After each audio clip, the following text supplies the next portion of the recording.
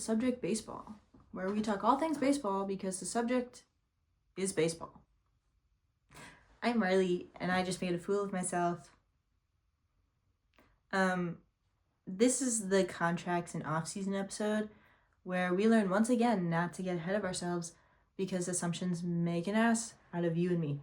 We're talking contracts. We're talking off-season. We're talking all the words and phrases that people just assume a casual baseball fan knows, which in turn makes them look like fools. So I'm going to explain it to you because once again, assumptions make an ass out of you and me. Welcome to Off-Season 101. If I'm being honest, I would describe myself as a new fan. I've always liked the game. It's one of the only sports that I understand besides soccer. I played softball, but it wasn't until this past season where I started absorbing myself into the sport, like watching as many games as possible. I even keep a little scorebook for my games that I watch and keeping up with baseball media and paying attention to headlines. I threw myself into the sport this past summer. Again, apologies to my friends. Unfortunately for me, I didn't do enough research to understand what all the terms and conditions of baseball contracts meant. So when I saw headlines like this one, I got a little too excited. A little too fast because I didn't really know what it meant. That's my bad. But also, it's your bad for saying that he was going to start in Boston when maybe that's not even the case. I'm a little frustrated about this one specifically. Today I'm just going to walk you through all the legal words and how baseball contracts work so that you don't follow the same fate that I did. Making myself look like an ass. This is me doing the research so that you don't have to. I genuinely hope no one else embarrasses themselves the way that I did, because not only did I then have to tamper down an early celebration, I also then felt embarrassed, a little ashamed, and then I am currently panicking because the players I thought were locked into a team were not in fact locked in and are now susceptible to a trade. It's not going well over here, guys, but I just don't let myself think about it too hard. Because baseball currently moves so fast and things change every day, we're going to look at past players and their contracts as examples to apply to current players. So I'm going to bring up a headline after I explain what everything means. I'm going to bring up a headline of a past contract so that when you're looking at headlines now on your phone, you're like, oh, Marley said that this word meant this. So now I understand that this player is in this predicament and not what the headline is telling me it is. Right? Because sometimes they use those words and they trick you and they just want you to read their article when really nothing is happening. Get out your notebooks because we're going to be hitting a lot of vocab today and I don't want any of you guppies getting lost in the seaweed. Did anyone get that Nemo reference? The manta ray, who's the teacher, and their fish? We're going to start off easy with off-season versus in-season. In-season is when games are played. The teams are competing, we're putting up player statistics, you're watching them on TV or you're going to games. The glizzies are cooking, the beer is drunk, and we are in the season. For those of you who don't know, a glizzy is a hot dog. I just like the word glizzy more than hot dog. I actually don't even really like hot dogs. But I do like saying glizzy. If I find out that this word is a slur for something else, I'm going to be so upset. But I don't think it is, so I think we're good. The off-season. This is when players get their break, except it's not really a break because they're actually still keeping their body in shape. So it's when they get to take their time to spend with their family or just kind of have a normal life for once. They can go on vacation, they're home for dinner with the kids, they're spending time with their wives and their kids in the first place, because some players don't even get to do that during their season. But the reason I say it's not really a break is because it also means a lot of behind-the-scenes things are playing out in order for a player to come back ready on that first day of spring training. There's the personal side of it, where a player is going to do everything they can to not only stay in shape, but probably also become in better shape. They get faster, stronger, especially if they've had a surgery or an injury the past season. They're going to be working a lot to try and rehab that so that they can come back and play the next season. They're going to want to start out the season in peak performance and hopefully remain there or only slightly dip as the in-season continues on. They want to be strong in the beginning. At least they should. The part of the off-season, though, that fans are going to want to pay attention to is the contractual team management side of things. This is the time that people in charge of the teams, owners, and managers sit down and look at their roster. It's when they look to make the necessary player changes that they think will help them throughout the season and therefore make it into the playoffs in the fall.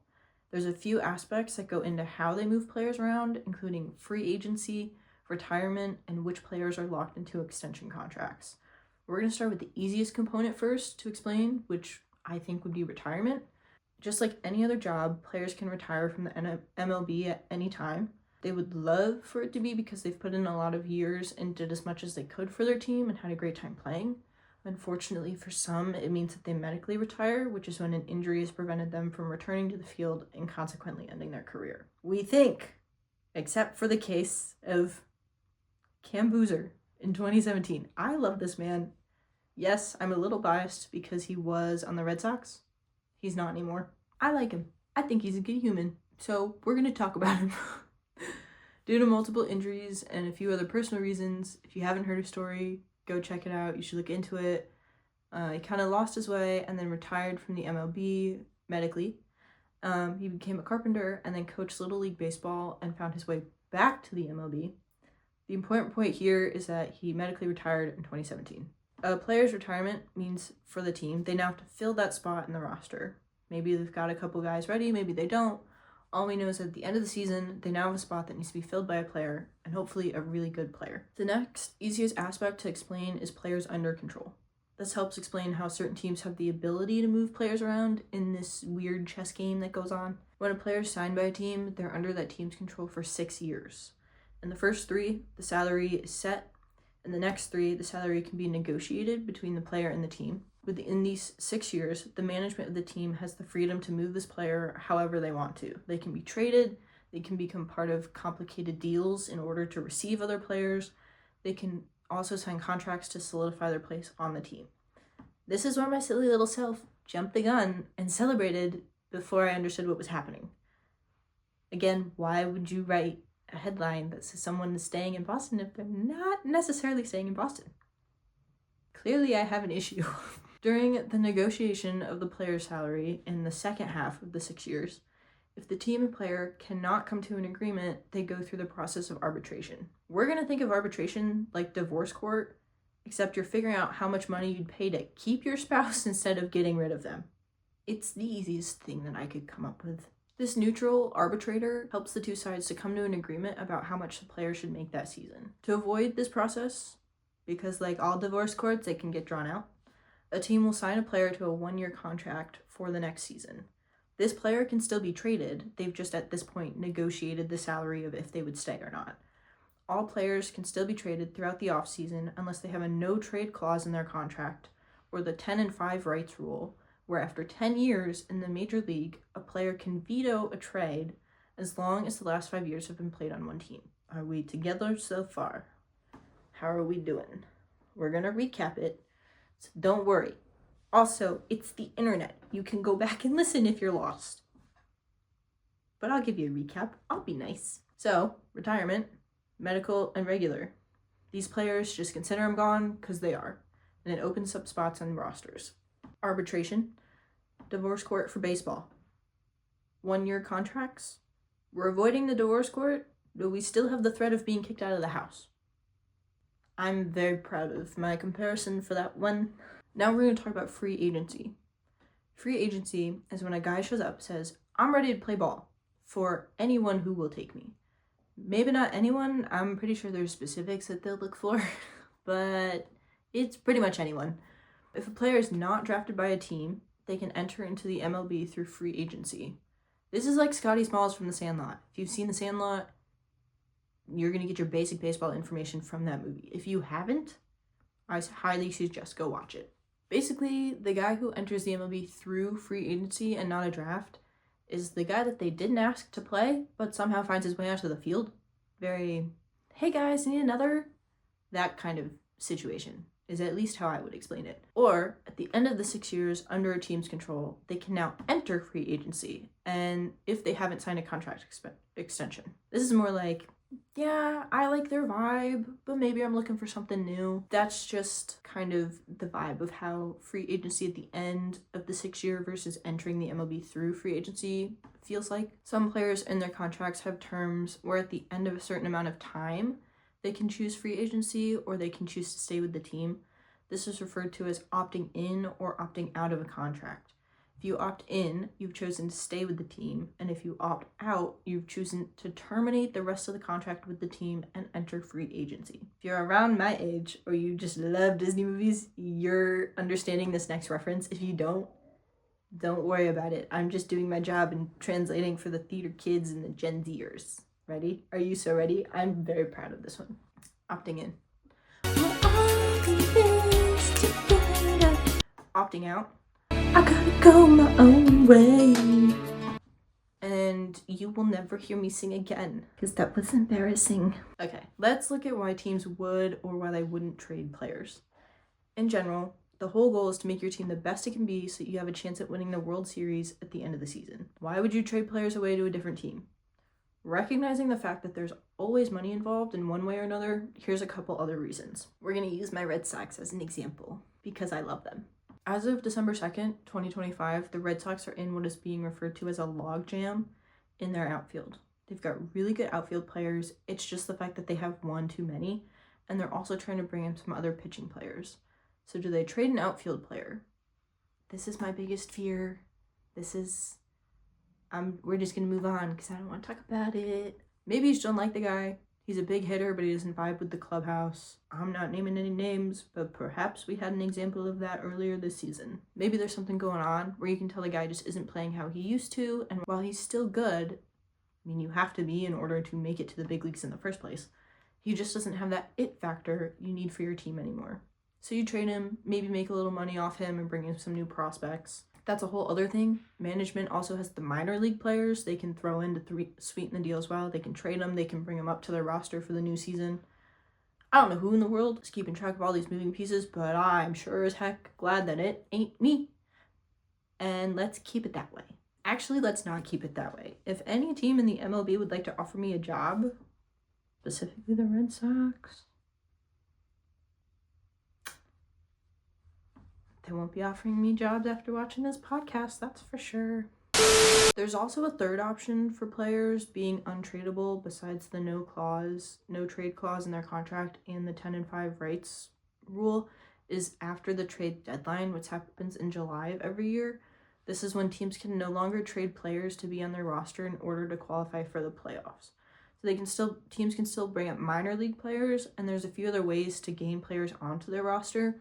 But trades between the teams of a roster player for another roster player are at this point prohibited. So that's from July to the end of the season. You cannot trade players between teams anymore. Buying is the easy component to understand in all of this. There's a player you want on your team. How much money will it take to get him, and can you afford it? That's pretty much everything to understand about the off-season in the most basic fashion. If there's another major part I'm missing, feel free to comment or email so we can all keep learning together. And now I'm going to read out a couple past contracts and negotiations so we understand what these headlines say now and we don't look like fools again. I know that I'm using the pronoun we. I'd prefer to use that pronoun so that I feel less lonely in the mistake that I made. Anyway. Okay, so in 2017, I picked a random year, but I noticed this trade and so I had to say it because again, it is the Red Sox. Craig Breslow was a free agent. He's now the chief baseball officer of the Red Sox, but he was a free agent. And he signed with the Blue Jays after playing for the Indians, who are now known as the Cleveland Guardians. Whoever made that name change was a genius, because while I'm positive that they lived in Ohio before the white colonizer showed up, I don't think it's appropriate for a white man named Gary, who lives in the middle of nowhere, Ohio, to be wearing a shirt with Indians on it or calling himself a Wahoo. Thank you. to whoever made that name change. Anyway, in 2019, Jacob deGrom from the New York Mets avoided arbitration by agreeing to a $17 million contract. This is important because this deal included a record-setting $9.8 million raise. And what did we learn? The Mets have decided that deGrom was worth this much money and they didn't have to go to divorce court. And it paid off because he stayed with them until 2022. I also stumbled across an arbitration's hearing chart from 2009, which I didn't even know existed until I found it. Sean Hill from the Washington Nationals was offered $500,000 from his team while he asked for $775,000. Did I say that number right? Yeah. 700, yeah. I said that right. Dioner Navarro, wow, I'm gonna get all these names wrong, was offered $2.1 million from the Tampa Bay Rays while he asked for $2.5 million, and Dan Uggla from the Florida Marlins was offered $4.4 million while he asked for $5.35 million. As someone who cannot even fathom having $100,000 in the bank account, it's times like this where I contemplate how the American society has valued the entertainment industry. Anyway, now we understand what it actually meant for Hill, Navarro, and Uggla to go to divorce court with their team. Remember in the last episode I mentioned the big unit, aka Randy Johnson? He retired in 2009 from the Mariners after 22 years in the MLB. We've already talked about Cam Boozer medically retiring, so we've got those covered. I think that concludes this off-season lecture about arbitration, free agency, other contract aspects. Any questions or comments, feel free to comment or email them down below. The email is subjectbaseball@gmail.com, or you can reach me at the Subject Baseball Instagram, which is just @subjectbaseball. Consider class dismissed, but stick around for the extra credit resources. If you didn't really vibe with this podcast episode, there's another list of people that you can go and listen to, and I'll see you next Wednesday. Consider class dismissed. I said that twice.